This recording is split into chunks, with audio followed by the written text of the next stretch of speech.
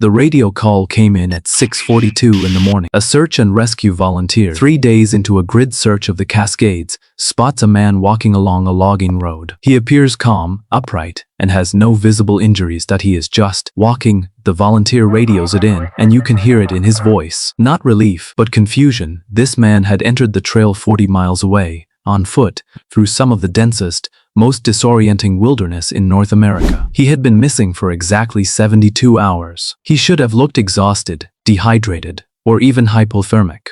Instead, he looked like he had just stepped out of a gas station bathroom. He had calm eyes and steady hands. His food, enough for 3 days, was completely untouched. What he told investigators over the next several hours has puzzled everyone, not the rangers, not the search and rescue coordinator, not the geographers who later studied his account. No one has been able to explain. But here's what happened. Marcus Doyle, this is not his real name as he has asked to remain anonymous, was 34 years old. He was fit and experienced. This wasn't his first time in the backcountry. He had been hiking solo in the Pacific Northwest since he was in his mid-20s. That he knew how to read a topographic map, carried a compass, and had a GPS device in his pack. He had done this exact trail, a roughly 18-mile out and back in the Gifford-Pinchot National Forest, twice before that. He told his girlfriend he'd be back Sunday afternoon and set out Friday morning. The weather was good, the trail well-marked, and he had packed 3 days of food as a precaution, not intending to use most of it. He expected to be back in 1 day,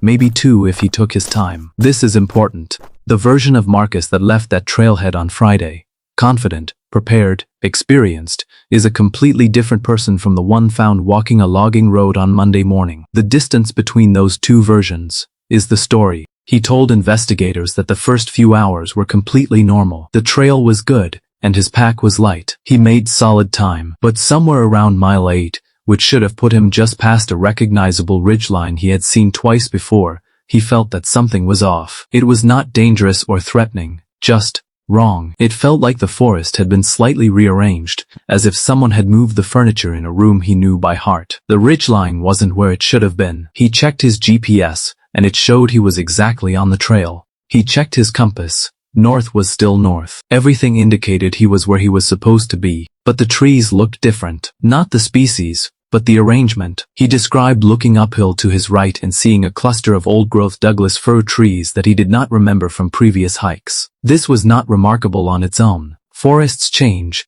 trees fall, and new growth emerges. But these trees were enormous, centuries old. They don't appear overnight. He kept walking. Then, things took an odd turn. He said the light changed. It wasn't a cloud cover or late afternoon shadow. He described it as a shift, as if the sun moved too quickly across the sky. One moment it was bright midday, and then it felt like early evening. He checked his watch. It read 2:17 p.m. That's what it said, 2:17 p.m. He shrugged it off and kept walking. He never saw the light change back. Before I go further with Marcus, I need to tell you about a man named Dennis Martin, because Marcus is not alone in this. In June of 1969, 6-year-old Dennis Martin disappeared in the Great Smoky Mountains National Park. He was with his family on a Father's Day hike. He vanished in seconds.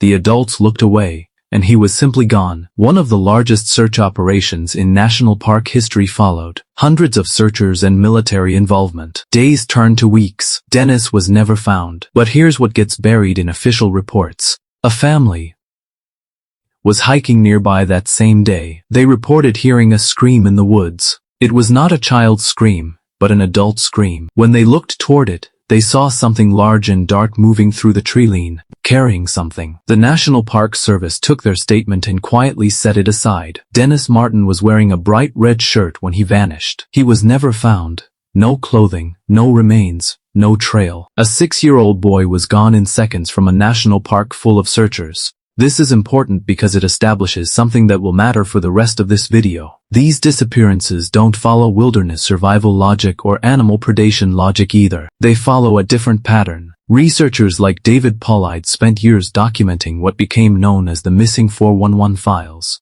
This includes hundreds of cases across every major wilderness area in North America, with a disturbing number of overlapping characteristics. No scent trail for dogs to follow. Victims found miles from where they vanished, often in or near water that had already been searched. No memory of what happened, and in some lesser-known cases, accounts of structures, sounds, and shapes that simply should not exist. Marcus's case has almost all of those characteristics. Back to Marcus. On Friday night, somewhere in the Gifford Pinchot, he made camp. He wasn't alarmed yet. He had accepted that he had gotten slightly turned around. He planned to sleep, recalibrate in the morning, and find his way back to the trail. He had done it before, but he didn't sleep well. He woke up repeatedly to a sound he couldn't identify. It wasn't an animal sound or wind. He described it as nearly a low, sustained tone, like the sound of a power line on a quiet night, except there were no power lines within 20 miles of his camp. He also said the temperature felt wrong. Not cold, but flat, like air that had sat still for a very long time. He ate dinner and tried to sleep. At some point during the night,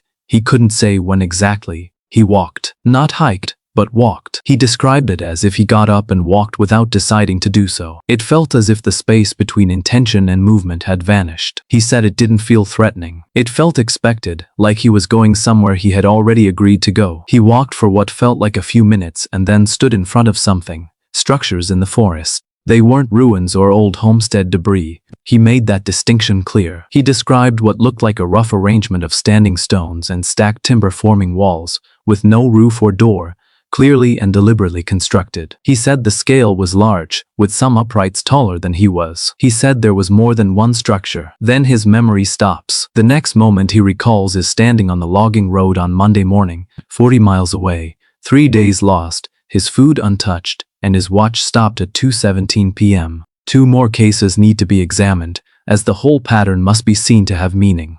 Case 2. In Oregon in 2007, a woman named Carol Thomas, again, not her real name, went missing from a campground in the Willamette National Forest. She was there with her husband. She stepped away from their campsite to use the bathroom at a facility roughly 200 feet away. Her husband waited 20 minutes before looking for her. She was gone. She was found 4 days later, 19 miles from the campground, sitting at the base of a tree. She was uninjured and alert, with no memory of the 4 days. Her boots were pristine, showing nowhere consistent with walking 19 miles through that terrain. When asked what she remembered, she said, rooms. Not a room, but rooms. She recalled walking through them, made of something she couldn't name. She said it wasn't dark inside and that she wasn't afraid. Then she stopped discussing it and never spoke publicly about it again. Case 3. In Northern California in 2011, a 7-year-old boy, whom we'll call AJ, went missing from a campsite in Six Rivers National Forest. Search dogs tracked his scent to a creek bank, where it abruptly stopped. He was found 13 hours later, 3.2 miles away, on the far side of a mountain ridge, a ridge with no trails, which experienced adult hikers would take hours to navigate. A 7-year-old. When his parents asked him what happened, he said someone had been nice to him and showed him many hallways. His parents thought he was confused, traumatized, trying to make sense of something scary by turning it into something familiar. Maybe, or maybe he was describing exactly what he saw. Here is the part one keep returning to. In all these cases, Marcus, Carol, AJ, Dennis Martin, the disappearances challenge the laws of physics, not psychology, not statistics about surviving in the wilderness. Physics. Marcus covered 40 miles through dense woods in about 72 hours, without food, arriving without any injury or fatigue that fits that distance. The terrain he described doesn't connect to the road where he was found. Investigators literally couldn't chart a route. Not a hard route, not an unlikely route, just a route that doesn't exist. Carol's boots tell the same story. 19 miles. Pristine boots. AJ crossed a mountain ridge in hours that adults struggle to traverse in a day. The search dogs stopped cold on scent trails, mid-path, with no reason why. This is what David Paulides documented across hundreds of cases. His conclusion, stated carefully and reluctantly, was not that something supernatural caused this. His conclusion was simply that we don't have an explanation that fits the evidence. That's it. That's where the investigation ends every time. Not conspiracy, not a cover-up, just the hard truth of what the facts support. And that might be the most unsettling aspect. If there were a monster, a clear, known predator, we'd be afraid of it, but we'd understand it. If it were human traffickers, a cult, or people just getting lost and confused, we'd be disturbed but have a framework. Instead, we see a pattern, a consistent, documented, widespread pattern, with no framework to understand it. One more. I want you to really think about this one. A 58-year-old retired engineer named Robert Ferris goes hiking in the Cascade Range, the same general area as Marcus. He's gone for 5 days. Found alive, coherent, 22 miles from where he started. He's an engineer, methodical, not prone to mystical thinking. He gave investigators a detailed description. He talked about finding a trail he didn't recognize and following it. He described an opening in the tree canopy where the light looked different, brighter, but without a visible source. He said he walked into it. Then, this is what makes his case stand out, he said time stopped being linear. He described experiencing what he called events instead of a series of moments. Images. Impressions.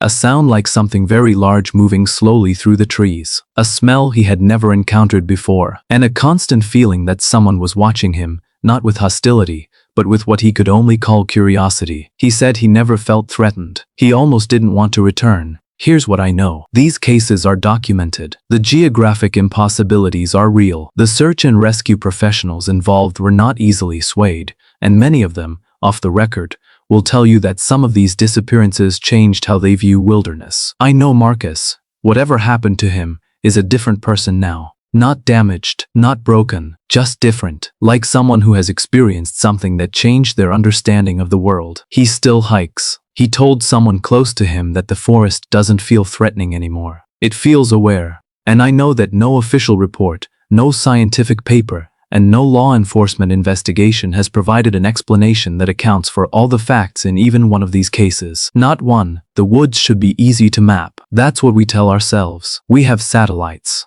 We have GPS. We have topographical surveys going back 100 years. We have conquered the wilderness in nearly every measurable way. But these cases suggest, and I want to be careful here, I'm not telling you what to believe, that something is happening in certain places, at certain times, to certain people that we don't understand. Not probably, not theoretically. It's evident, whether it's something inside those people, a neurological event, a rare psychological state we haven't identified yet, or something in the wilderness itself. I honestly don't know. No one else does either. And maybe that's the most important point to leave you with tonight. There are still questions that the world hasn't answered. There are still corners of the map. And sometimes, people walk beyond those corners and return changed. And sometimes, they don't come back at all. Stay curious. Stay safe. And if you ever find yourself in the forest and the light feels wrong, if you can't explain why you feel watched, trust that feeling. Marcus would tell you the same thing. If you enjoy the strange, dark, and mysterious told as a story, consider subscribing. Each week, there's another rabbit hole waiting, and I promise you,